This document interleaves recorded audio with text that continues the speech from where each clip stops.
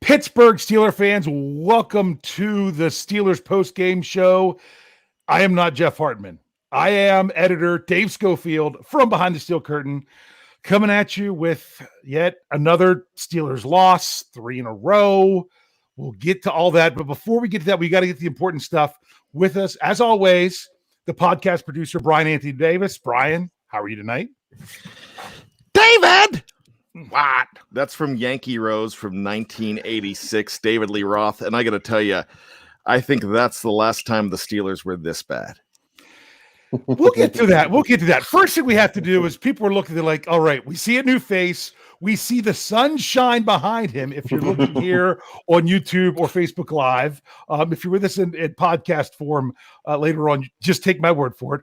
But we have joining us tonight one Kyle Chrise, the star of What Yin's Talking About, the podcast that runs on the BTSC family of podcasts on Fridays. If you haven't caught that yet, you are really missing out. But Kyle is here filling in on the post game. He's coming in, giving us the West Coast perspective of this Steelers team, which, well, guys, it's 1-3. It is what it is. The Steelers fall once again. This time it was a score of 27-17. The Steelers offense once again cannot get over the 17-point threshold. Yes, the Steelers scored 23 points in week 1, but 7 of those points were attributed to special teams. Much like the Steelers should have had 7 points attributed to special teams tonight, today, this afternoon, however you want to put it. But we will get to that when we get to the special teams portion of the show. Right now, we already have a super chat coming in here. We've got $2 in the tip jar from Steel Dog 88. Thank you very much. He says, boys, it's going to be a long season. So, yes. Kyle, I didn't get a chance to even say, how are you doing out there on the West Coast? What's up? What's up, Dave, Bryan? Thank you for having me on this on this low point, the low water mark, much like the drought here in Los Angeles. We're going through a low water mark right now. Yeah, I mean, it's got to be a low point when you're having a losing streak, that every game that adds to that streak seems to get a little bit lower. But I'll be honest with you, I don't think this was as bad as a performance as what we saw from the Steelers last week. Overall, what do you think? Kyle, we'll start with you. What do you if you look at from what the Steelers did in week 3 to now in week 4, are you saying, I mean, it's still a loss. A loss is a loss. We're not looking for moral victories. But if you're talking about the trajectory of the team, did they hit a low point in their play, or do you think that they at least made some improvements from last week? You're not going to see it on the scoreboard, but I think statistically, at least we were doing some things in the running game that we've been saying we were going to be trying to do all month. I know people were saying, oh, we still didn't run enough, but I think this was most effective. It's hard to say most effective out of this sample size, but I think it's got to be our most effective run attack so far. Okay, we will get to looking at the running attack. Bryan, overall, before we get into that and break down those specific things, your thoughts on this team? Did they continue the progression of worse play week by week, or do you think they might have at least made some improvements in some aspect of their game? I'm going to actually surprise a lot of people and say that I thought that they made some great strides on offense. On defense, I was disappointed a little bit how much they were shredded by Aaron Rodgers at a few points, but they did step up. So there's a lot to talk about there. I will say this. I am going to go ahead and pin the loss on a lot of wayward throws. And I think if some of those connect, and I think if you don't get a raw deal right before the half on a penalty that I'm sure we're going to talk about, that this game is a whole lot different. But I thought I saw some improved offensive line play. I mean, great offensive line play? No. I'm still seeing some questionable calls as well, but my hopes were dashed, and I guess I had false hopes going into this. And I guess my false hopes are as the false hopes of really Kyle actually using that machine behind him. because that's just there for show. Okay, Bryan, you've got to do it for our podcast listeners. What are you referencing?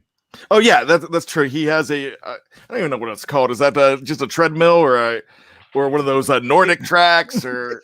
Yeah, people in the industry call it a treadmill, but I just call it a look at your neighbor's station. I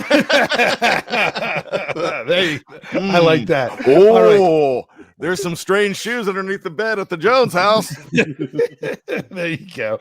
All right, we've got $5 in the tip jar from Tyler W. He said this game felt like it could have been 28-24 Steelers or 10-35, which I'm saying based on the score he meant Packers. This game felt like it really could have gone kind of out of control either way, and it's kind of leads into the whole notion of why I felt that this week just felt different than last week, because I felt like the Steelers weren't completely out of it based on their play. I basically had no hope for them to really do anything last week.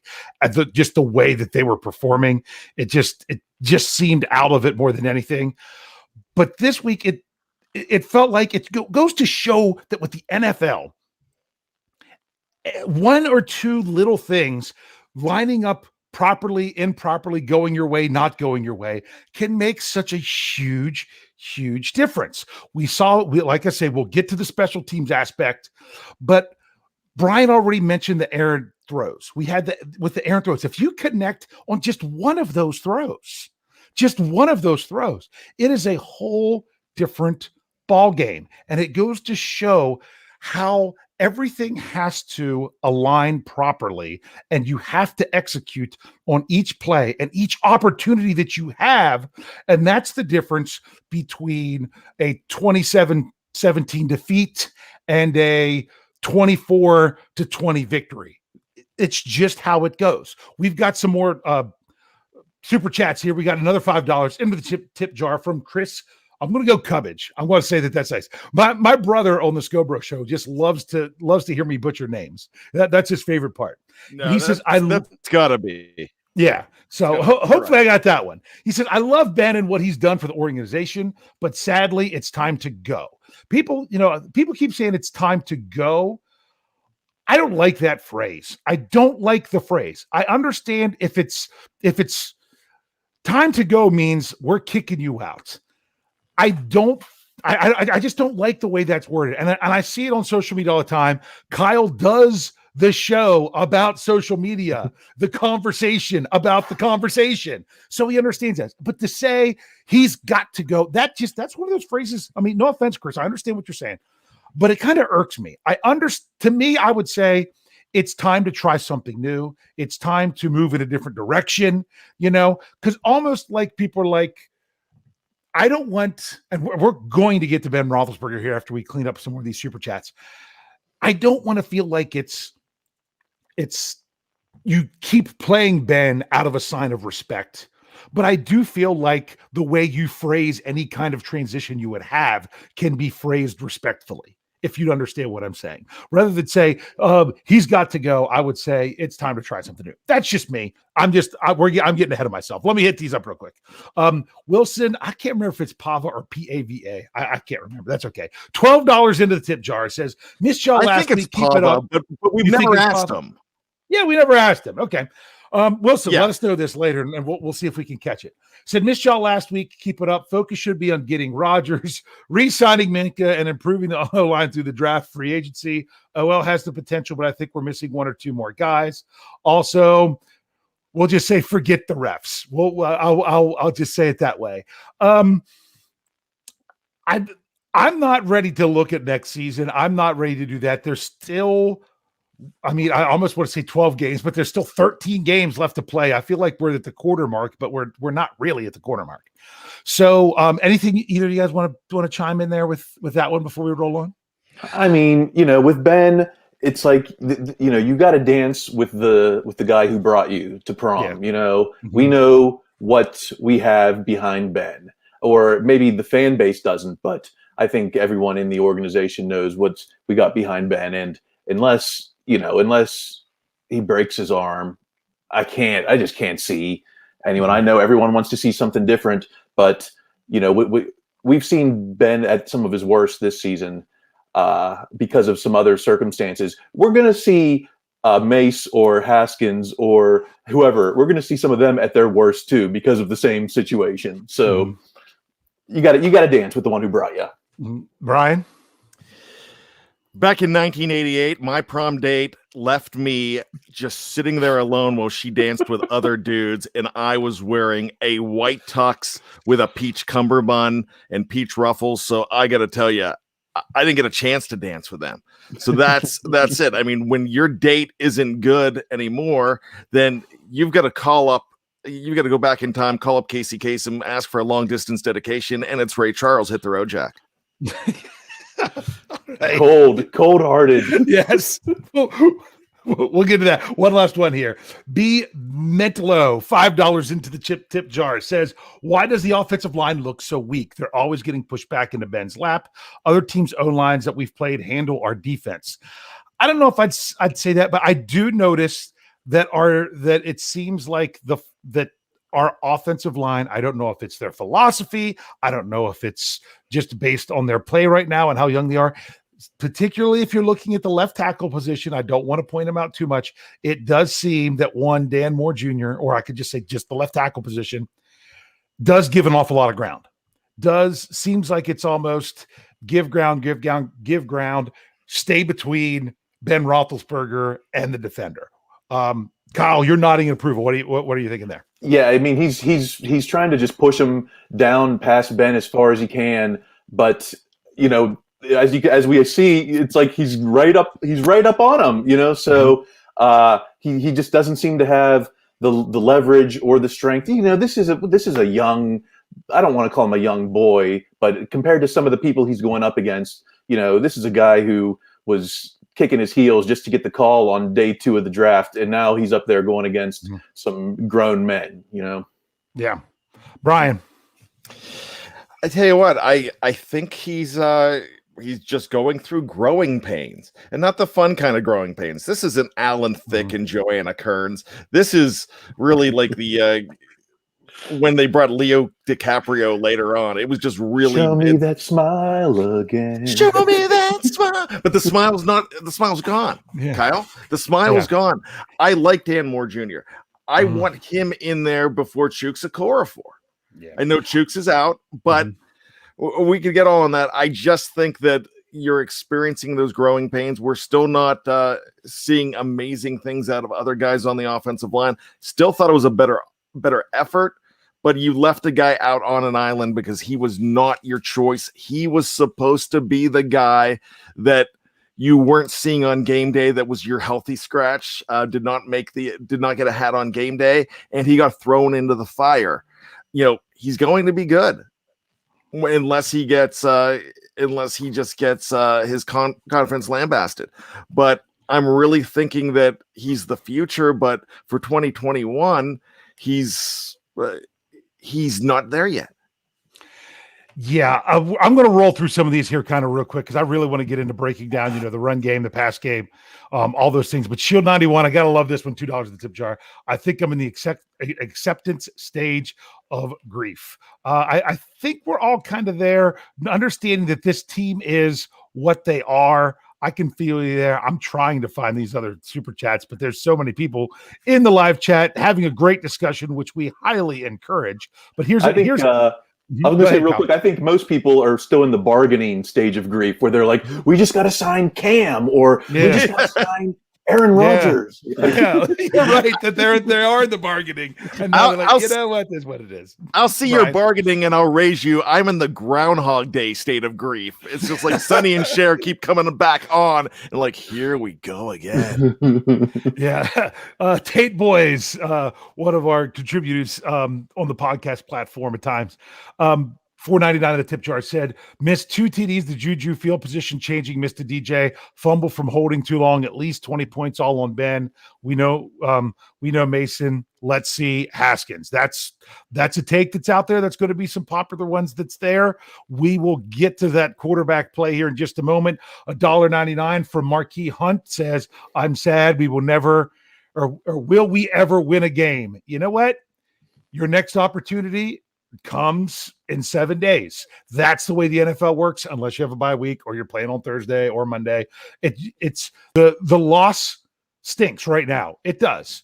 But you know what? You've got to get back on that train because it's not going to wait for you. You're just going to have to keep rolling. Okay. Oh, here's what I'm going to mess up.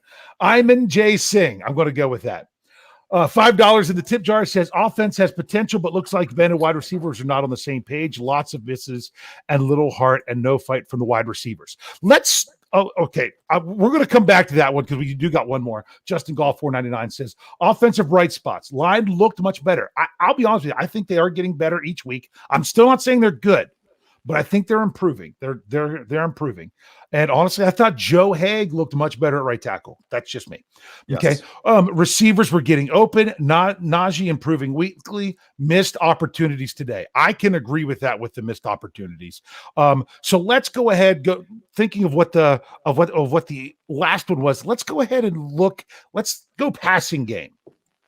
If we look at the passing game, this is what we have. First of all, you have Ben Roethlisberger, who was 26 of 40 for 232 yards, one touchdown, one interception, sacked twice, one. I guess that was not a fumble one because he had hit the ground, but 2 turnovers in all. Before we get to the receivers, we'll start with Bryan. Your overall assessment of one Benjamin Todd Roethlisberger in the passing game.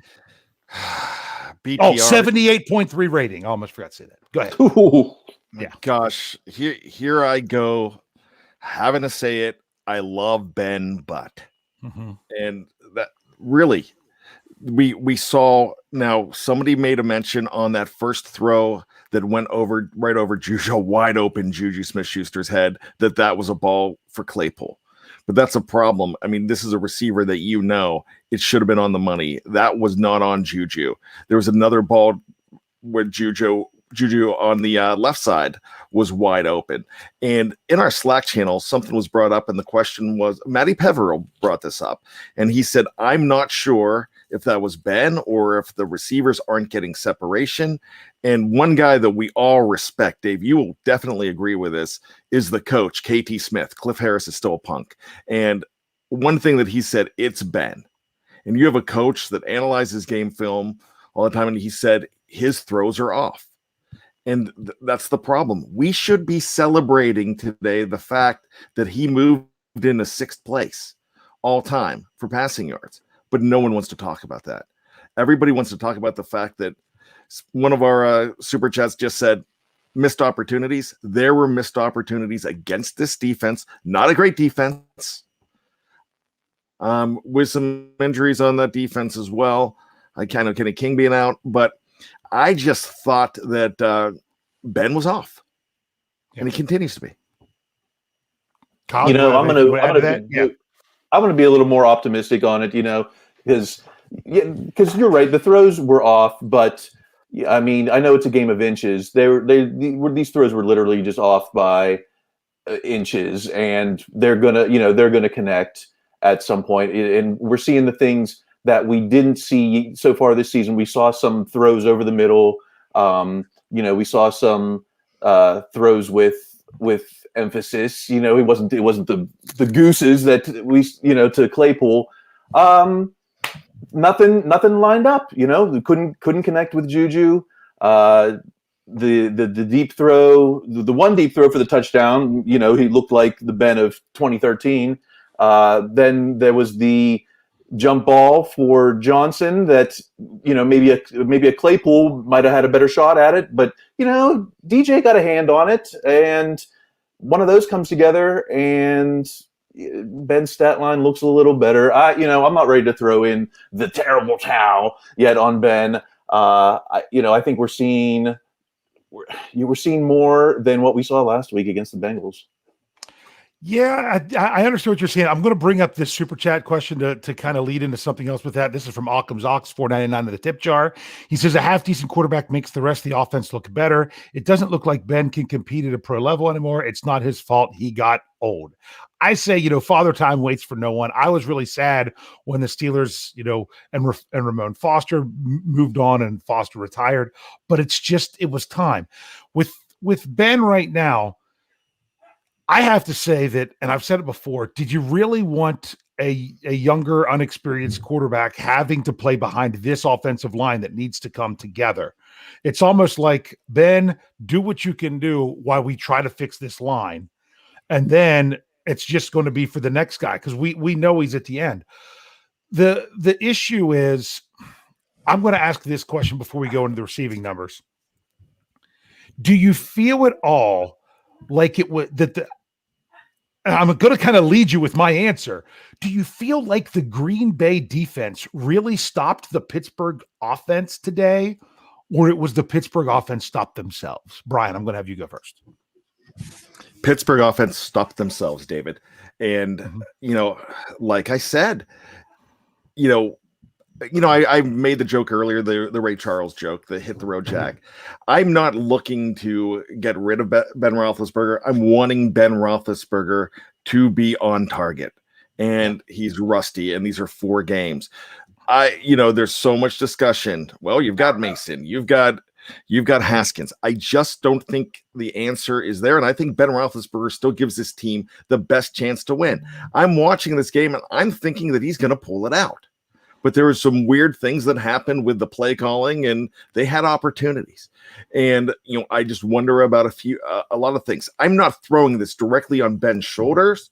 I'm looking in other directions as well, but it starts with your captain on offense. And it starts with that. And those wayward passes, to me, were the problem. So if that answers your question, no. Green Bay's defense did not win this game. Yeah, Green Bay didn't have anything splashy on defense, and Coach said it as much so after the fact. He all due respect to them as players, but the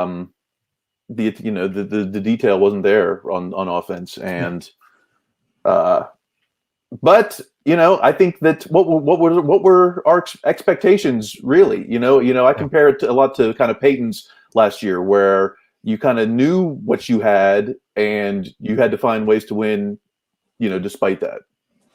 Yeah, I'm going to kind of turn it back a little bit. I'll pick a random year there, like a 2015 or a 2016. The Green Bay defense tonight, it's basically they didn't do anything to lose them the game. It's not like they went out there and shut down the Steelers' offense. It's more of the Steelers' offense. They weren't making big superstar plays. It's that the Steelers' offense couldn't get anything consistently enough to make all the plays against an NFL caliber defense. Not the best the NFL has to offer, but just an NFL defense. Again, Evgeny Crosby, 499 of the tip jar, says the Steelers are not doing any of those things. Ben will be the QB till the end of the year, barring something amazing. He simply won't be re-signed. That sounds very much like the kind of move that the Steelers would make. Let's move real quick to the receivers. The top receiver this week, no one's surprised. It's all 13 targets, had 9 receptions for 92 yards and a touchdown, a 45-yard touchdown by Deontay Johnson. To kind of bring this back to Ben a little bit, and we'll just to keep in mind after I read out the rest of these numbers, was he more relaxed on that play because he knew it was a freebie? You've got to always remember that. The pressure was off on that play, so it was almost like he knew it was a freebie. Other receivers, James Washington, 5 targets, 4 receptions, 69 yards. Let's see what else. I'm trying to get these in order. Najee Harris was targeted 7 times, had 6 receptions for 29 yards. Juju Smith-Schuster, he was targeted 8 times with 2 receptions for 11 yards. And we know about the plays over there. Here was the one that was really disappointing to me. Pat Freiermuth, 1 target, 1 reception, 11 yards. Zach Gentry, 1 reception with 10. Ebron had 2 receptions for 8. He was 2 for 2 with his targets. Ray McLeod, 1 target, 1 reception, 2 yards. And then Benny Snell had a target that was not complete. Overall, with the wide receiver play going along with Ben Roethlisberger, anything that stands out to you that you want to bring up? We'll once again start with Bryan. Well, here we go again. Somebody mentioned earlier that the receivers weren't fighting. I think they're fighting. I think they're getting open. We saw some frustration from Juju Smith-Schuster throwing an iPad, which, if that happens in my house, you're going to timeout. That's a Microsoft Surface. You got to get it right. That was a Surface tablet. We're not doing that Apple stuff. That's a Surface. Okay. Well, the Davises aren't doing the Surface stuff. Yeah. So, but he'd be going to timeout for that. But there's some frustration, and I'm going to say it again. I think it just goes all back to the fact that the ball's not getting to these guys. And then they're being told afterwards. I'm having visions of Mark Malone in 1987 yelling at these guys for throwing a poor pass. And that's what it seems like to me. I just don't think I am high on the receivers. I have been. Would have loved to have seen Claypool out there. He was injured. Really like what you have with Deontay Johnson. I think James Washington. What was James Washington's stat line? Because he looked good on a. I don't think he had any drops, did he? Five targets, 4 receptions, 69 yards. Okay, because I thought he was used well. Yeah. I just don't think the passes were getting to these guys properly. Kyle, what say you? Yeah, I mean, you saw like a lot of the success we had where I don't know what you call the routes. It looked like a curl to me, where they would get separation from the corner and then, do what you will one-on-one. And it seemed like, we were like, that's how we were moving the ball, and the receivers were a part of that. The stat line from Juju speaks volumes, although, one of those big connections would have been a whole different story. Yeah. But I think of him as the third down guy, the move the chains guy, and he just kind of disappears from the stat like that. But I know go back to the Ben hate here, but the fact that we're getting 8 or 9 different receivers in the game with targets and receptions, it's it says something that we're getting the ball around, and it's not for a lack of effort to get everyone in the game. Yeah, I'm a little frustrated. I'm not going to go with the receivers. I meant to say this more with Ben Roethlisberger, and I got so caught up having to do some of these super chats, which we have even more still to get to. And that is with the fans are tired of certain things. But I mean, once again, a 4th down play and you throw the ball behind the line of scrimmage. Another 4th down play, that was on 4th and 4. They throw it 2 yards behind the line of scrimmage. And what's sad is Freiermuth was targeted one time. He was, from what I saw, I want to see it again on the all 22. He seemed to be wide open on that play, and Ben hadn't even looked at that side of the field. The defense is going to where he's looking and things of that nature. So that's a little bit frustrating. Here, $2 from Steel Dog 88 in the tip jar says, Dave, this is where I said, Father Time waits for no one. He says, same with the Castro, time to move on. Sometimes it's time to move on. And, the Steelers, the fact that they didn't move on from Ben Roethlisberger is basically saying for this year, they felt that Ben was better than their other options. We also had $5 from Bully Mob Kennel into the tip jar. I might be seeing him next week. I'm scheduled to go to Pittsburgh to see the Denver game. I have a couple things in my schedule that I have to work around to make sure I can make that happen. But I'm supposed to be there, and he's going to be there as well, sitting in the same section, mind you. But he said, Favre said when it's time to go, the first ability to go was the ability to read the defense quickly. I don't think that late career year off helped with Ben, meaning in 2019 we missed that. That's true. I don't think that Ben is reading the defense the way he once did. So that is a good point. I know I got another super chat sitting here. Okay. Is he gun shy? I feel that in some of those instances, especially 4th down, and he's like, no matter what, don't give up the sack. And he would rather throw a pass 2 yards behind the line of scrimmage and give the player a chance to do something than to not be able to make the pass at all, which I understand that logic. But at the same time, I would almost rather say, hey, it's 4th down, throw it past the sticks. And even if you're throwing a 50-50 ball for your guy to go up and get it, if it's incomplete, it's incomplete. If it's intercepted, you're actually gaining a few yards where they would have had at the line of scrimmage, those kind of things. That's just part of it with that's a little bit frustrating. Wes Hickok, $5 in the tip jar says, stop making excuses for him. We're 1-3 because Ben's accuracy and pocket awareness is gone. I'm not saying it's completely gone. I'm just saying it's not good enough. What? Any thoughts on that, It's a Bryan? factor. It's Oh, a factor. Kyle, you go ahead first. I mean, it's a factor. It certainly doesn't help that we gave up points on 5 consecutive defensive, drives there. So sure, Ben's one of the factors, just like, the O-line, in the injuries. So it's easy to put all the blame on Ben, but this is who we got for, 14 more games or whatever, 13. Yeah. Bryan? I'm kind of agreeing with Wes a little bit. The only thing I'm saying is I am not ready to bench him because I don't think the alternative is on this roster. I don't think a better alternative is on this roster, but I could be wrong with that. We're not getting the quarterback play that we're accustomed to, and I'm going to keep going back to the same thing on that. I'm going to ask a rhetorical question. And I mean, you could answer it, but I don't want to take the time to answer it now. It's something I want you all to think about, and those of you listening to think about moving forward. What would be better for the Pittsburgh Steelers right now with the line improving but struggling? For Ben Roethlisberger to get killed in the last year of his career, or one of the other young guys to be getting killed when they're trying to get their career to take off?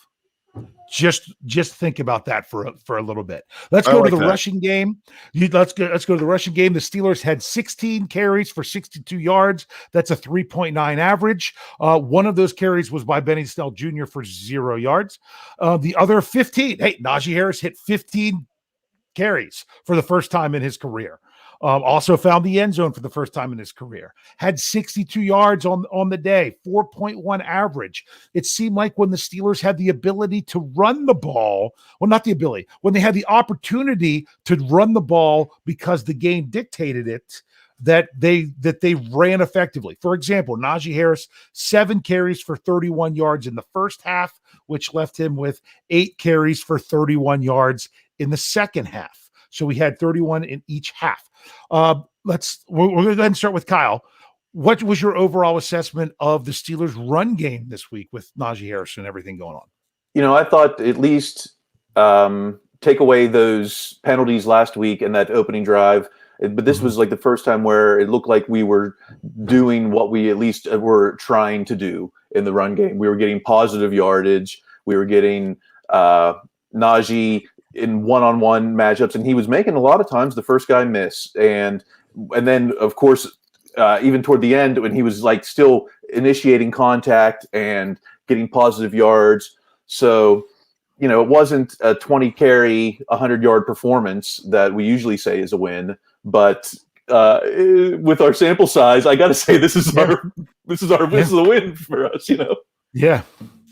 Bryan, Najee Harris, we're going to say, because we're not even going to worry about Benny Snell on the 1 carry for 0 yards. Najee Harris in the running game.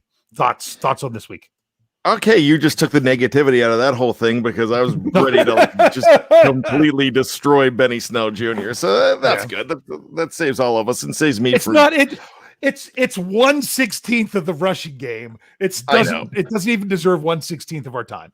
It still drives me crazy. And throwing to him too. They threw to him too, and he dropped it.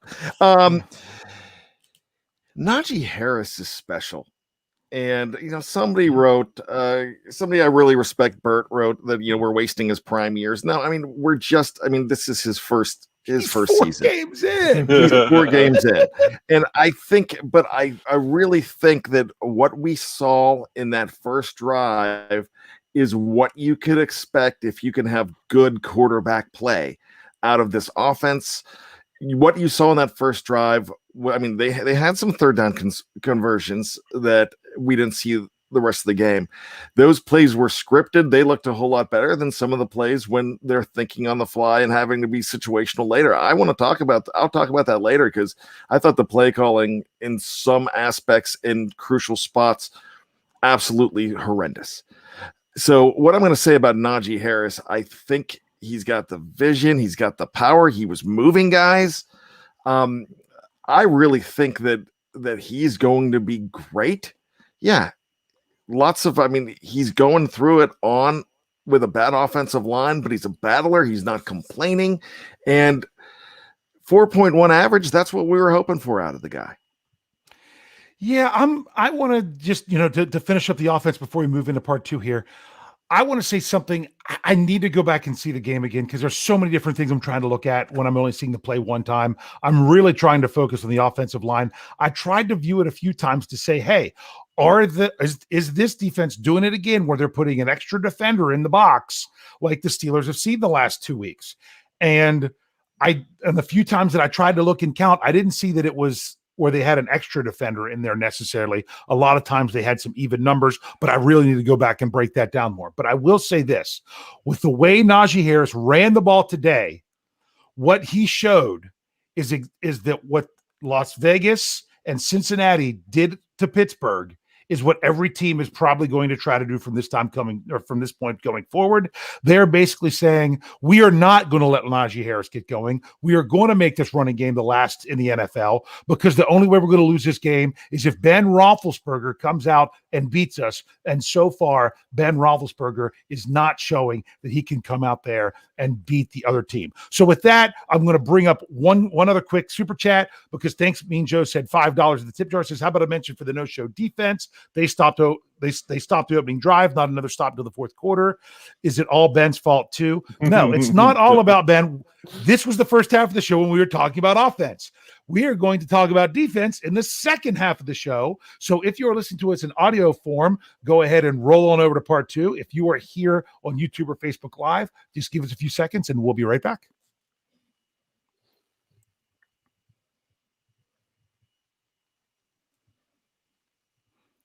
Pittsburgh Steelers fans, we're here with part 2 of the Steelers post-game show. This is Behind the Steel Curtain editor Dave Schofield hosting tonight as Jeff Hartman is taking care of getting everything ready for the website. For those of you coming to BehindTheSteelCurtain.com for the day after the game and this time now after the game, Jeff's also getting ready for his Let's Ride. You guys are going to be ready for those winners and losers tomorrow. We need to have him to have some time for that. So filling in for Jeff, we have one Kyle Chrise. Kyle, you still doing good with us?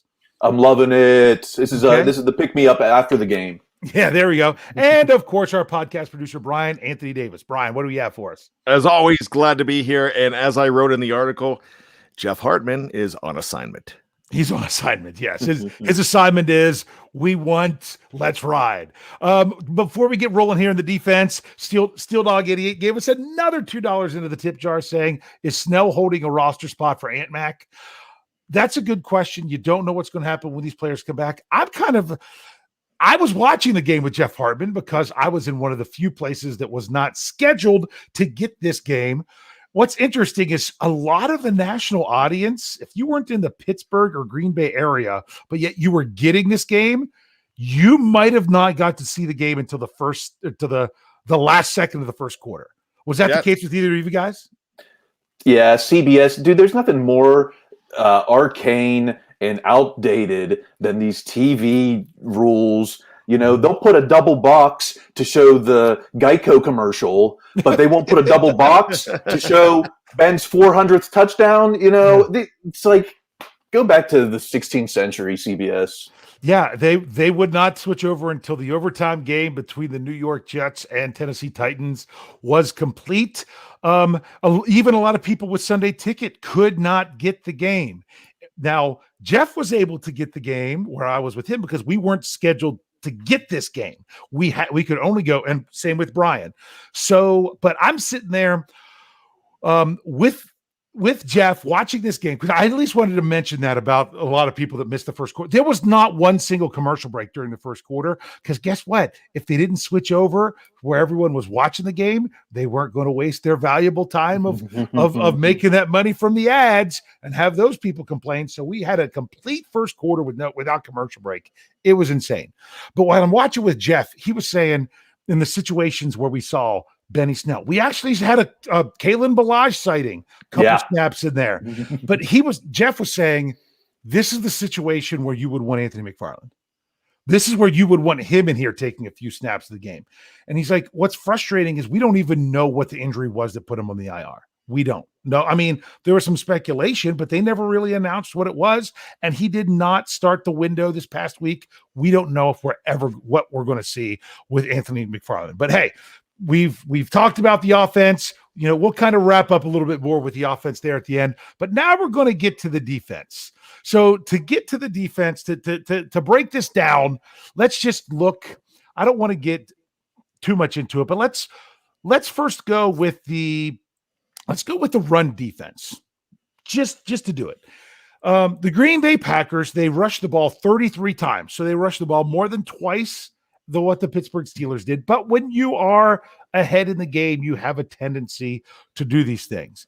They also rushed for 131 yards. They had a 4.0 average. So if you take away Benny Snell's carry and pretend like it didn't exist, like most Pittsburgh Steelers fans would want to, the Steelers actually averaged more, just looking at Najee's carries, than the entire Green Bay Packers rushing. But they had Aaron Rodgers, 3 carries for 2 yards, one of which was a touchdown. I think the other 2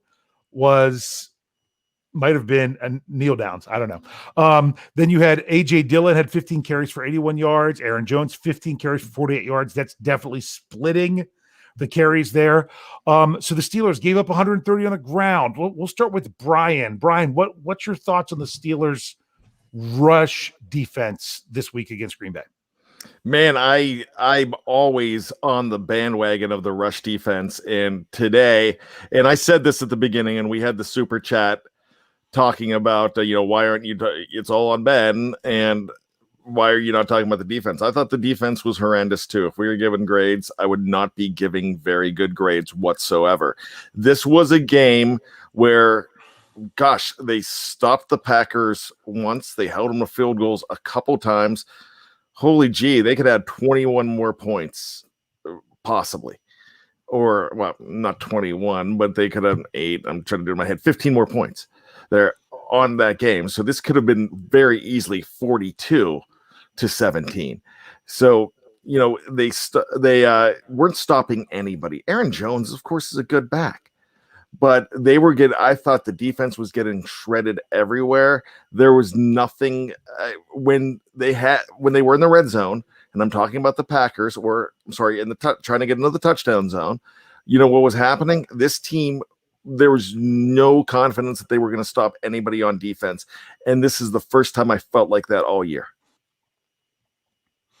All right, Kyle, what's your assessment of the rush defense? I mean, what can you add to that? They I guess gap assignment was probably lacking. It seemed like, I don't know if that's the inside linebackers, but man, it just seemed like everything was 7 or 8 yard chunks. We held to some field goals, but I mean, gosh, the running game was just porous, and I don't know what I'm not an X's and O's guy, so I don't know. But it looks like when you got people like Loudermilk and 93 in there, it's not necessarily the same as a Vince Williams and Yes, you know what I'm trying to say. I know what you're saying. I'm going to say this. Coach Tomlin did say in his post-game press conference that they did make some sacrifices in knowing how they were going to defend the run game in order to try to better defend the pass game. My thing is, if you made those sacrifices, did you really succeed in what your ultimate goal was? Did they actually, really help with that pass game? But we weren't seeing what we've seen from the past with the Pittsburgh Steelers, where the team tries to run the ball and that first contact is behind the line of scrimmage. We weren't seeing that,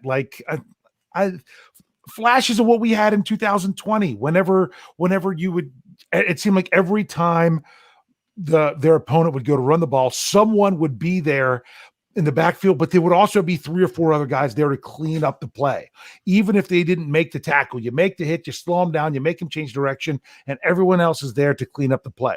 That didn't seem like that was really what the game plan was. We got another $5 in the tip jar from Grayson Brown that says, seemed like the defense is gassed by the second quarter. I know they played poorly, but it seemed to be put in terrible situations and no belief in the offense. I will say this about the defense.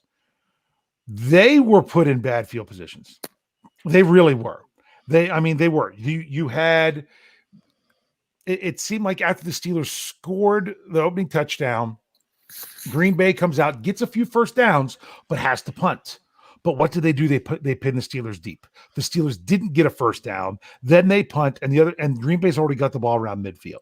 Then the next time they had the ball was on the Ben Roethlisberger fumble. They had a short field.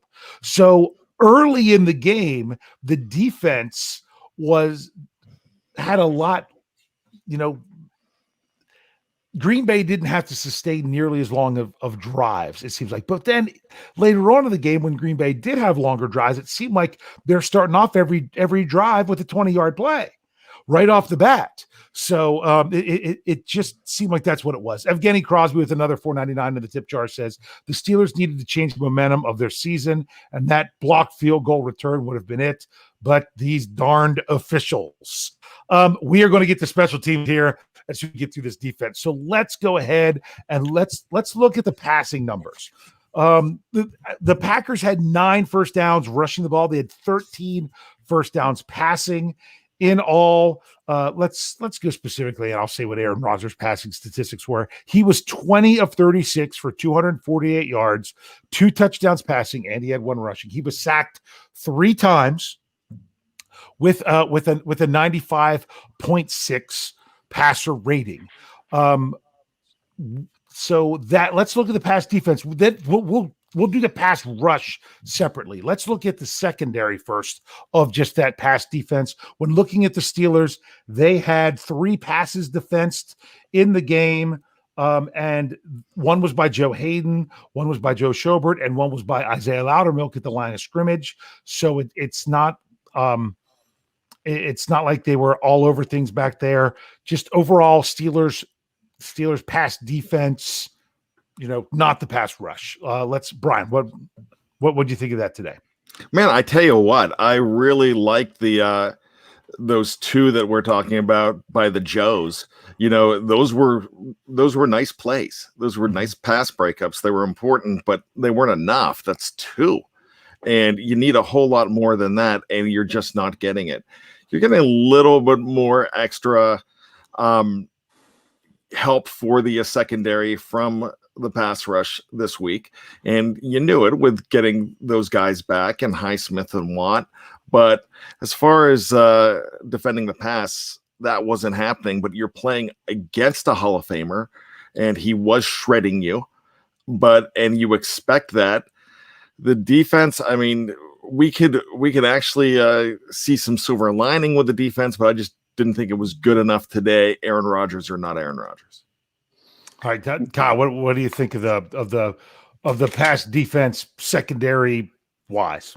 Well, first, like Brian said, you're up against Aaron Rodgers, so in some of those throws, it was on the money, and just like Derek Carr in the past, and we'll say it, I'm sure, all throughout the season, when these guys are putting professional passes on the hands of their guys, there's not much. In some cases, there's not much you can do. But, and we've always kind of been a bend but not break kind of defense. And we again, the big plays, like the touchdown where they went across Edmonds like that, that was obviously a flaw in the coverage. As much as I love Joe Hayden, I saw him kind of get shaked out of his boots once or twice. Yeah. As they were saying on Fox, man, that guy is quick, but he doesn't have the speed. Maybe, I don't know, but and some of the success that we had in the pass coverage was responsible because of the pass rush. So of course that always goes hand in hand, but it was probably maybe an average performance on a team where we need kind of flawless performances right now. Yeah, I understand what you're saying. They were going up against the great Aaron Rodgers, if we want to say that. But I would also say this: if you're a player in the secondary, you could come up on first down and have a pass defense knockdown. You could come up on second down and have a pass defense knockdown. But if you get burned for 25 yards and give up a reception on third down, you just lost that set. You know what I'm saying? And that's exactly what we see here. We see, Schobert made a nice play, but there was other times where he didn't. Joe Hayden makes a nice play. There was other times where he didn't. I mean, he really recovered well when he was burnt with that tight end going down the field and got back. Luckily, the ball was a little bit underthrown. But that's kind of how things have to go with the secondary. I mean, and that's the problem with relying so heavy on your defense, is that your defense could be absolutely shut down, lights out for so much of the game, and it only takes one play to where it's just done and you've given up 7. That's the thing. You could do so many good things over and over and over again until then. I missed going over the tackles when we talked about run defense, so I want to make sure I at least give them there. There was 3 players on the Steelers that were tied for the league in tackles. This is according to the Steelers official media guide website. Cam Hayward had 8 tackles. Joe Schobert had 8 tackles, and Minkah Fitzpatrick had 8 tackles, which you generally don't want to have your free safety having to make a lot of tackles. Terrell Edmonds had 7 tackles. Devin Bush with 6, Joe Hayden with 5, along with Alec Highsmith, Wormley and Watt with 4. Arthur Millette, who I thought, did a pretty decent job when he was in there, 3 tackles, 2 of which were for loss. Okay. And then there was several other players with 2 and 1, like Bugs had 2, Ingram, Sutton, Pierre, and Mondo, all with 1. But if you want to look at specifically at the pass rush, the Steelers had 3 sacks in the game. There was 1 by Devin Bush, 2 that went down by TJ Watt. Now, what was interesting about those 2 sacks, one of which upset the Green Bay fans very much, because there was going to be a tripping call. The other sack by Watt was where Aaron Rodgers scrambled, gave himself up, and Watt was the first one there to touch him. But I will also say that the Steelers did have 8 quarterback hits in this game, where on the flip side, the Steelers gave up 2 sacks and gave up 5 quarterback hits. So they had more pressure than what Green Bay had against the Steelers line. Before we get into that too much, let's talk about that tripping call. Bryan, what was your thought on that? Do you think, because the heart of a tripping penalty isn't that you trip somebody up. If you do something and they get tripped up, that's one thing. If you intentionally stick your foot out to try to trip them, that's the penalty. Do you think that was warranted in that case? Here's the thing. I wanted to say this. I was waiting to talk about this, and you talked about the nature of the 2 Watt sacks. So let me just throw this out there. These are not going on as highlight reel. These are 2 unseemly sacks. Tony Romo, you can say what you want about him. I disagreed with him on this one because it did not look intentional to me. And it's not me being a homer. It just did not look intentional. From that one angle they showed, it looked like he stuck it out, but limbs go all around the place. Green Bay was going to cry about it, but they weren't going to cry about another play that went their way. Yeah. And we'll talk about that. So, I mean, of course, you're always going to have that. I need help on this one. I didn't think it looked intentional at all. And you could say, Bryan, you were wrong. And I have no problem with you doing it. Kyle, I mean, what do you think? I don't know. I kind of look at this like pretend that you're Columbo out there, and I love it.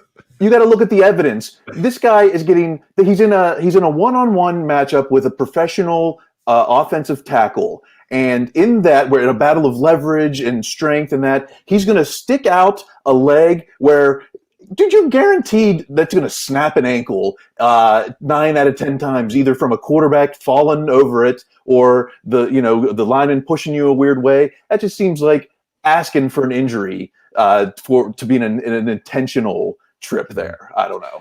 Yeah, and that's the whole heart of the rule. I saw someone else in the live chat. I was double checking, making sure we didn't have any super chat. Said that's kind of a dumb rule anyway. But I understand what the rule's there for, because it is to protect players on both sides. That could be an injury situation, but that did not appear to be what was going on here at all. TJ Watt was focused on up high, going for Aaron Rodgers, reaching past the defender. He couldn't see where Rodgers was. His foot happened to be there, and Rodgers hit it, causing his own foot to catch on his calf and fall down because his foot, I couldn't even tell if it got caught on TJ's foot or even just stepped on TJ's foot. There was no way that TJ intentionally picked his foot up off the ground and stuck it out for Rodgers to trip on it. That's what the tripping rule was supposed to be. This definitely was not the case. They were right to pick up that flag. But if I had to pick between that and another flag that we'll get to very soon, I wish they would have picked up the other one. So real quick, pass rush, Bryan. In general, I know we talked about specifically the tripping. What do you feel of the overall pass rush this week? Much better. It's back. You're also dealing with Aaron Rodgers, but somebody mentioned in the live chat about the fact that the offensive line was completely banged up for the Green Bay Packers. And I still think, even in his advanced age, Aaron Rodgers is elusive, but they should have probably been after him a whole lot more. You got 3 sacks, but remember, 2 of those sacks were not menacing whatsoever. I thought he could have been hit more, and hit him 8 times, but with that offensive line, they could have done so much more. It is back. It's on its way back. It's nice to see, because last week that sack record had no chance to live, and you saw it go down because they had nothing last week. So you're seeing some semblance of the Steelers defense getting back to fine with those guys, but on this night, they needed so much more. I might be a little pessimistic on the pass rush. We did see, compared to the last 2 losses, we did see a little bit more, but man, I'll tell you, it still seems like 56 and 8 and even 97 today were pretty invisible for parts of the game, and they're not always going to affect a drive or the outcome. But I would have liked to have seen a little more, as coach says, a little more splash. Yeah, I know exactly what you mean. I'm going to say, because you guys know I'm a Cam Hayward guy. When it comes to 97, they are throwing. They know how good he is, and they are throwing so much at him. The other guys on the defensive line and the other, and edge rushers, they've got to make teams pay for having to account for Cam Hayward the way they do. If Cam Hayward's getting double teamed, other guys have to win one-on-one battles. End of story. I don't know how often Cam was getting double teamed. It just seemed like every time I focused on him, he was. So that's just kind of how it was. And I don't know if you guys noticed this. Did you realize that through the game for I don't know how long they did it, and they might not have done it consistently. They might have kept switching. Do you ever notice TJ Watt was on the other side of the formation some? He was on the right side at times. I don't know if they were trying to get Watt and Hayward more lined up so you couldn't double team one on one side and one on the other and then do one-on-one everywhere else. I don't know. But that was just something interesting they were doing. I think that the pass rush was definitely improved from last week. But if you take last week out, the infamous thing you sometimes do when you're calculating an average and you're like, oh, how is this average different if we throw out the best and worst value and do it otherwise? If you throw that worst value out from last week, then this was probably your worst performance of the season. It just doesn't seem as bad because it was so improved from last week. And I'm not saying it was bad. I'm just saying it still wasn't what we've come to see from the Pittsburgh Steelers. So anything else on the defense? Are you guys ready to get into this special teams talk? Actually, I do want to say one thing. I want to agree with Dave completely on what he said about Cam Hayward, except for one thing. Dave, I don't know who is not a Cam Hayward guy, and if you're not a Cam Hayward guy, you're a Cam Hayward girl. If you're not, everybody loves Cam Hayward, and I know I agree with you 100%. I think if you looked at a defensive player of the year for the Pittsburgh Steelers, just on the team alone, you're going to look at the sacks, you're going to see what he does, and you're going to go towards TJ Watt. But I think the heart of that defense remains to be number 97. I think you're exactly right. I'm actually going to skip one of the super chats we have just to go to another one to come back to that super chat. Hopefully I can get this all figured out right. And that's because Wilson Pava, I'm going Pava until he tells me otherwise, says Cam is the heart and soul of the D, even if TJ is the best player out there. When the D is out there for 10 minutes or more, the O, it's hard. Or more than the O, it's hard to be good. And that's something that I noticed sometimes. It was frustrating to not see, you look in a key situation and you don't see 97 on the field. You're seeing, 92 and 99 out there, and you're just like, don't we need Cam? But you can't ask him to be out there every play. And that's one of the things. If the offense holds the ball more, you can get those guys out there. And then if they, if it's a 3 and out, then your guys are out there for the whole time. But let's get back. I want to back up here because this is what we all want to talk about. Real quick, just before, go ahead. A good point was that defense was literally on the field for almost an hour consecutive of real time between the second and third quarter there, right? Yeah, was it the field goal? Was it the long field goal? And then coming back from half. Basically the last 5 minutes of the first half and then forever of the second half.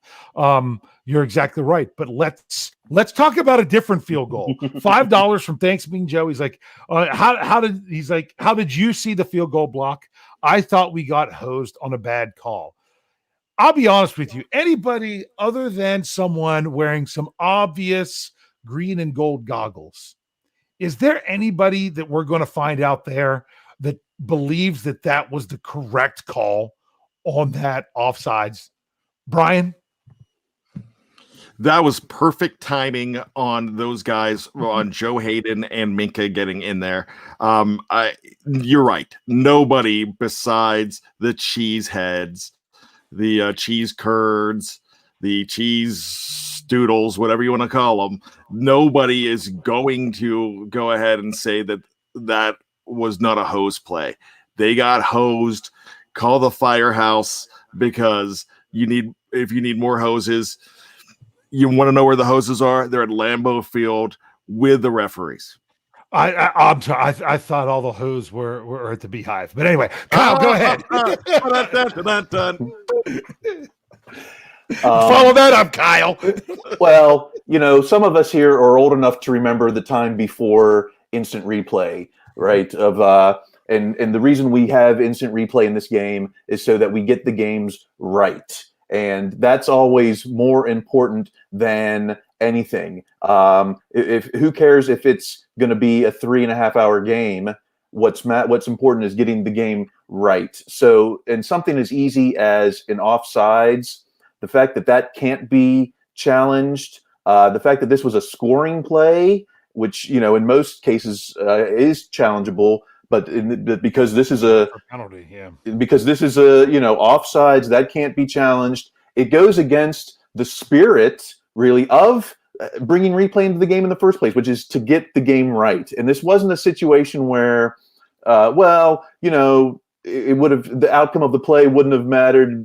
This was, we saw the outcome. We blocked it, we scored, and then we went back and did the flags. And it's just it's kind of just, again, these are TV rules. There are TV reasons for these rules, and it's just a shame because this is the outcome. And how many games are decided by weird plays like this? Not just for the Steelers, but every week across this league. It's like we got to get it right. I will say this. Yes, that was a 10-point swing. And yes, the Steelers lost by 10 points. I am not saying that we would have been dealing with an overtime situation of it being, 24-24, because that's what it was. This game would have been played out completely different. The Steelers would have been doing stuff because of the way the score was. The Packers would have been doing stuff different because of how the score was. But you know what I would have loved to have seen? I would have loved to have seen that game. I would have loved to have seen that game played out in that way, the way that it should have been played out, because that would have been the right call for that to be the touchdown. I didn't see the flag actually get thrown by the official. I heard some commenting that it came out a little bit late. It almost seemed like it wasn't thrown until they're like, wow, they got in there so fast. There's no way they could have been in there without being offsides. I'm sorry. That's not how it works. That's not what you're calling. You can't say, wow, he got there so quick. He had to have been offsides. That's not how you officiate the game. Because when you do, you're going to get calls wrong like they did. It stinks. It's terrible. But everything that both teams did from that point was completely different based on Green Bay finishing out the half with a field goal rather than giving up the touchdown. We don't know how the entire second half would have played out, but boy, would I've loved to have seen that play. Anything else either one of you want to say about that? Kyle, it just makes the stomach even turn even more, because then you see after the fact people like Gene Steratore only confirming what everyone knows, and it's almost like, and the CBS crews themselves did the best job about not bringing that up again throughout the rest of the game. But just, the insult to injury when you see someone like Gene Steratore, who I know isn't a TV role now, but it's like, come on, we all saw it. Yeah, and I want to say something about that, because for those of you that might not, follow social media as much as some others do, Gene Steratore was not willing on the air to say that it was a bad call, but he was very willing to go on Twitter and post the video and say that was a terrible call. So it's one of those things that these networks can't come out too much about saying things like that. But that's just kind of how it was. You when he was given the opportunity on his own, not under the CBS banner or logo, to say what he wanted to say on his own social media, he did, and he didn't hold back.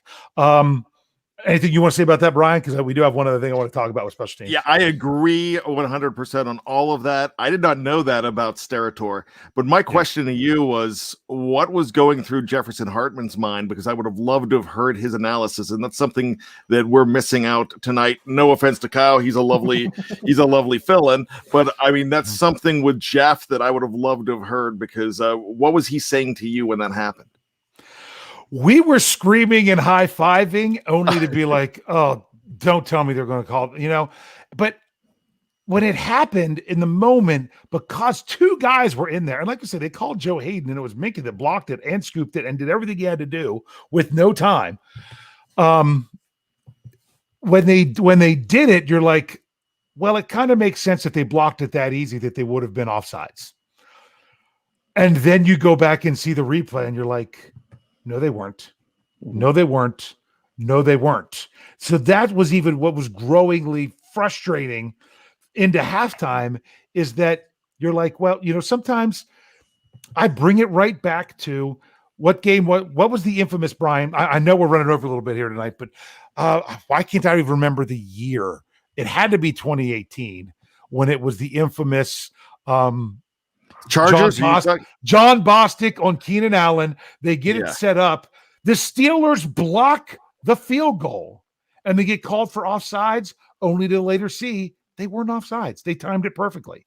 If you time it perfectly, they're going to throw the flag because they think that you couldn't have timed it perfectly. When you're telling me, I've seen robots dance at halftime shows this weekend, but we can't get a laser to go across the line of scrimmage that can give us some kind of bleep or something that goes off before the snap.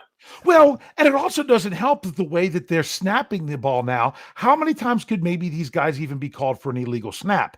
Because they are moving the ball before they are firing it back to the holder. They're lifting it off the ground to then snap it, which I guess technically is illegal. But once they move the ball, the defense is allowed to go. But even with that slight movement, I still think that they still wouldn't have been offsides. Basically, the way Steratore laid it out was like the only way they were offsides on this play is if they were actually flagged for lining up offsides. That's the only way. And not only could we not get a laser down the line, what about a camera angle down the line? We couldn't even get that in the national game.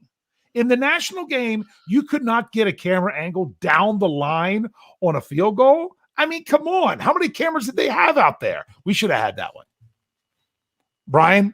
Did you need to chime in anymore? You good? Yeah, I was just going to say CBS's camera work this year. I've complained about it every week for the last 3 weeks on so many different things. And now I cannot get I've seen robots dance out of my head. Now I'm thinking in my head to Fire and Rain. I've seen robots dance. Yeah, I mean, I've often said, I'm like, why is there not a tracking chip in the football to know if it's going across the line of scrimmage? You can put it anywhere in the ball, just knowing where it's going to be and laying it out the length of the ball. And we have the technology. It's a billion. Is it $100 billion business? I don't know. It's a billions upon $1 billion business, and we can't figure that kind of stuff out. There is one other thing we have to talk about with the special teams because we have it as a super chat.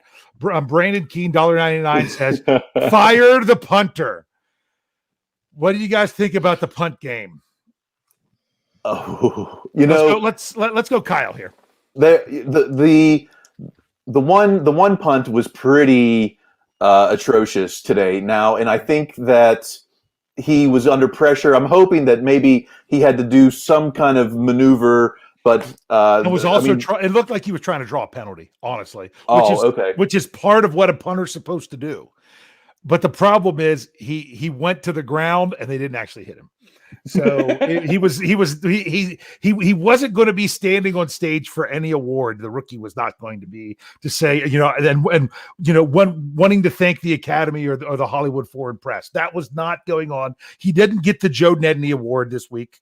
But he tried, it seemed like. So because I want to throw a number out to you before I let you finish up, Kyle. And that was 3 punts for 102 yards, 34-yard average with a long of 45. So anything else you want to say about the punting, Kyle? Just, there was that one bright spot where I think we pinned it at the 5 in the fourth, but that was, not enough of that.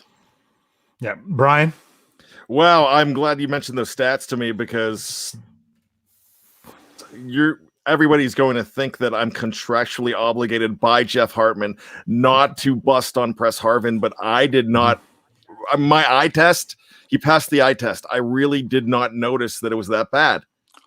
How did you miss he had his punt only went to their own 40-yard line, set them up on the short field. That one was bad. In this one, I'm watching the game with Jeff. I know a lot of people would say they'd love to watch the game with Jeff, but I turned to Jeff. I'm like, he did it again. I said, "What that?" I'm like, he buried it.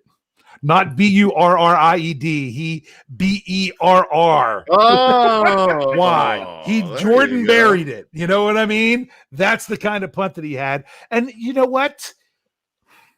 The difference I see, though, is much like I see comparing the offensive line this year to the offensive line last year. When you have a young offensive line with a lot of young players, you're like, I understand if they're not good, they just need to be trending in the right direction. You have a rookie punter. You need him. If he's going to have a punt like that, you need him to trend in the right direction. When you've got a guy that's punted for you for 6 years and he shanks a punt like that, you're like, is this going to be the norm now? Because he should have had plenty of time to work it out. Am I crazy or am I crazy? No, I'll take that. Okay. Boswell though is killing it, so at least he's getting the holds right. Yeah, and honestly, as much as I even pointed out, Christian Kuntz, he was down there twice on punts. He either had made the tackle or was close to it on one, and ended up being down there when they were down in that punt inside the 5. But it wasn't the greatest snap on the 52-yarder. And Press got it down good, and where Boz was able to bank it through. You do have to say that 52-yarder banked it through. We'll take that. Keep having Boswell not be the story is really nice when it comes to special teams. To finish up here, I know Bryan, podcast producers are like, come on, Dave, let's roll. But we're going to do some final thoughts here real quick. Bryan's used to this, so I'm going to let him go first. I think you're doing great. We're going to let him go first, but so that way Kyle has a couple minutes to think about this, since it's he's the newbie. Final thoughts on this game and moving forward here, Bryan. All right, this is knee jerk because I'm never giving up on this team because I don't give up. If I was alive in 1969, I would have not given up when they won the first game of the season and lost the next 13. It did net you, Terry Bradshaw, and that's great.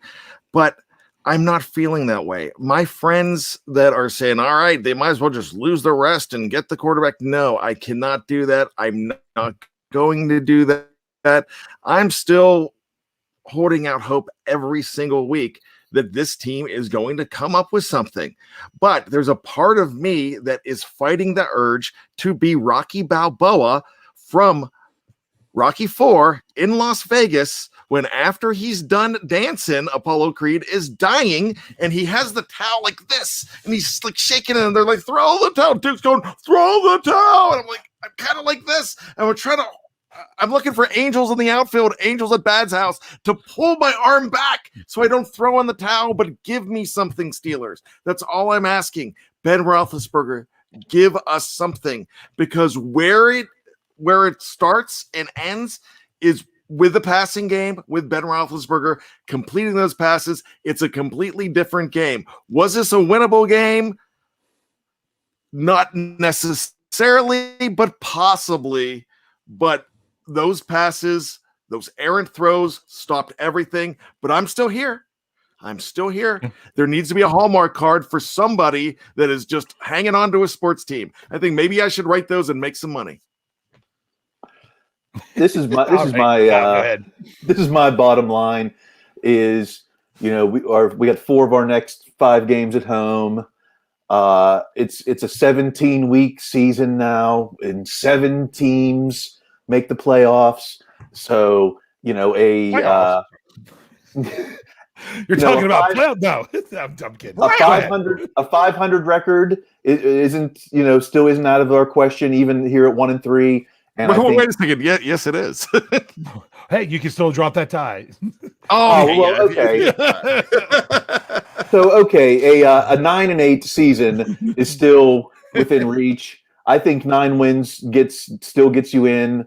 Even though we got some great teams in the conference this year. You look at that Western division; it looks like all 4 could make it if that's even possible. But there's still a lot of season left, and we'll know more at the end of this home stretch.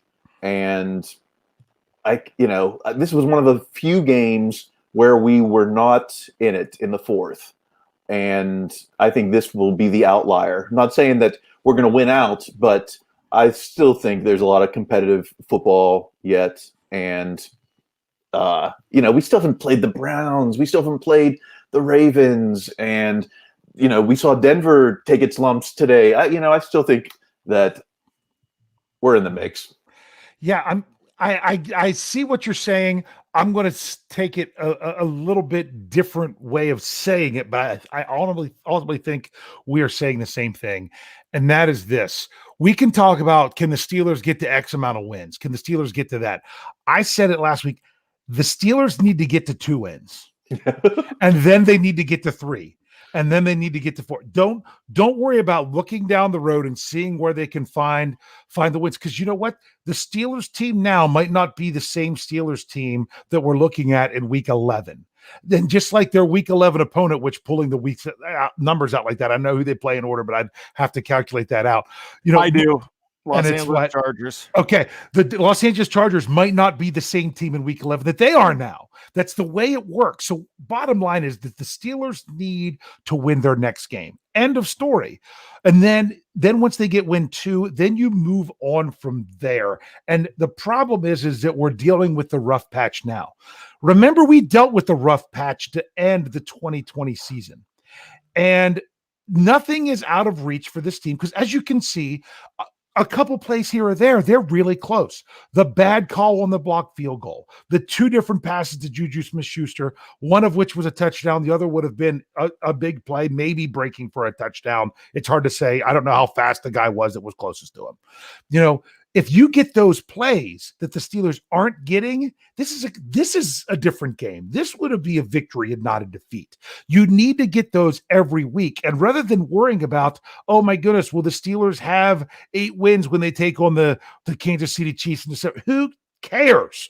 You need to worry about the next week. That's what we need to focus on as Steelers Nation, that, hey, just go get the next one and get the ship going in the right direction. Get it right. It could happen at any time, even if our confidence isn't it being there, but all it takes is getting that next one. Now, I am going to throw one other thing out there before I really send it off. I'm taking a while for my final thoughts because I didn't feel like I'd said as much during the whole show today as I normally do when I go on rants.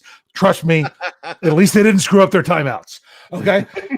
But according to this was reported by Brooke Pryor of ESPN that according to ESPN stats, Ben Roethlisberger was the first quarterback in the last 20 years of where them keeping track of this in the NFL that completed 2 fourth down passes in a season that went for negative yards. One last week, one this week, where you threw the ball, completed a pass, and went for negative yards on fourth down. Okay. There's things like that kind of, that can frustrate us to no end as Steelers fans, saying this is why the ship can't be righted. But you could also look at all the other things that I mentioned as to how they could be. You need to get it together, play a complete game on both sides of the ball. And the best thing you can do is to do your best to get it fixed for next week. With that, I'm going to wrap that up here with us tonight. Want to thank Kyle for joining us. Kyle, you brought something to us tonight that Jeff Hartman can't. Sunlight? And that's hair. Okay. So we wanted to thank you for that with Kyle with the exquisite. If you're listening to us on podcast form, yes, trust me, Kyle has the hair that Jeff does not. But thanks for joining us. Bryan, thanks for being here. Make sure that you are checking out behindthesteelcurtain.com. We will have all kinds of breakdown from this game and everything moving forward each week. We're not going anywhere, win or lose. Everything's still going to be there behindthesteelcurtain.com, as well as our podcast platform. The shows, we've got this weekly schedule down to a T. We also have some guest spots going on. Bryan does a weekly guest spot on a radio show that we have on our podcast platform. It's not a weekly thing, but I did a guest spot on a show Friday night. That's on our podcast platform. It's a show called The Diehards. I was kind of honored because their guest the night before was Ryan Russillo. And then the following night it was me. And I'm like, wow, cool. Okay, I'll do it. So you can go to our audience where you can get where you get podcasts. The most popular one for us is Apple Podcast. You go there, you search for Steelers. You're going to see us right there. Click on it, subscribe. You'll get the notifications that they're there. We're going to keep bringing the content. The Pittsburgh Steelers are going to keep taking the field. Bryan, anything else you want to say there? Yeah, you were talking about the podcast platforms. Remember, special guests might show up every once in a while. We had Chase Claypool a few weeks back. We had James Harrison this week. You never know. This is BTSC is becoming the place to be. It's the clubhouse. It's the clubhouse. Love it. That's a great way to say it. Great way to end it. The Steelers aren't going anywhere. They're going to take the field. We're not going anywhere. We're going to keep bringing it. We will see you. Hopefully I won't see you next week on the post-game show because I'm hopefully be traveling home from Heinz Field, but I'm sure Bryan will be here. Make sure you're checking out what Yin's talking about on our audio-only platform on Friday to check out Kyle and Chris, right? That's Chris, right? Greg. No, Kyle Chrise and Greg Benovit. Yeah, I don't. That's how I messed that up. And Bryan, you can see Bryan tomorrow night on The Hangover, me Tuesday night on the Scobro Show, and both Bryan and I on the Steelers preview this Thursday. But more than anything, hey, it's 1-3. And I just want to keep reminding everyone, how many times did the Steelers come this close to the playoffs where if they could have even been 1-3 to start the season, they would have made it. There's still hope. I know the odds are low. They've just got to get it back on track.